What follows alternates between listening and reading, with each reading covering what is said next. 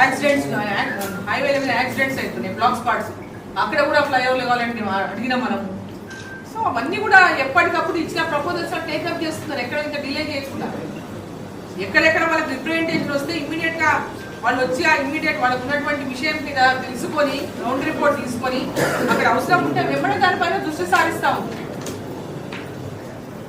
ఎక్కడ railway under పాస్లు అవసరం ఉన్నాయి, ఎక్కడ హైవేల మీద బ్లాక్ స్పాట్స్ ఉన్నాయి, అక్కడ అండర్ బ్రిడ్జ్ కావాలా, లేదా ఫ్లైఓవర్ కావాలా, వీటన్నిటిపైన కూడా ఎప్పటికప్పుడు మనం ఇచ్చిన లోకల్గా పోయినప్పుడు వాళ్ళు రిప్రజెంట్ చేసిన వెంబడే వాళ్ళు స్పందిస్తూ ఉన్నారు నేషనల్ హైవేస్ వాళ్ళు కూడా. సో ఈ దేశం కేంద్ర ప్రభుత్వం ప్రవేశపెట్టినటువంటి బడ్జెట్ ఈ రాష్ట్రం ఈ దేశం యొక్క అభివృద్ధి కోసం, దేశంలో మహిళల అభివృద్ధి కోసం, దేశంలో యువత అభివృద్ధి కోసం, దేశంలో రైతుల అభివృద్ధి కోసం, ఈ దేశంలో విద్యా అభివృద్ధి కోసం, ఈ దేశాన్ని అన్ని రంగాల్లో ఇన్ఫ్రాస్ట్రక్చర్ కానీ, ఇండస్ట్రియల్ పరంగా కానీ, గ్రామీణ ప్రాంతాల నుంచి మొదలుకుంటే ప్రతి ఒక్క రంగాల్లో అభివృద్ధి చేసే వికసిత్ భారత్ లక్ష్యంతో పనిచేస్తున్నటువంటి నరేంద్ర మోదీ గారు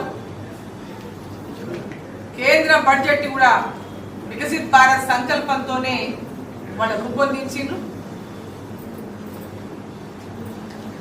అందరి యొక్క అభివృద్ధి లక్ష్యంగా, దేశం యొక్క అభివృద్ధి లక్ష్యంగా ఈరోజు కేంద్ర ప్రభుత్వం బడ్జెట్ ఉంది.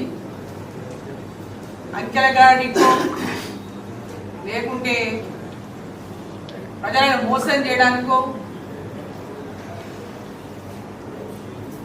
కేంద్ర బడ్జెట్లో ఎప్పుడు నరేంద్ర మోదీ గారు వచ్చినప్పటికీ అటువంటి బోగస్ ప్రజలను మోసం చేసేటటువంటి విధంగా ఏనాడు కూడా చేయలేదు.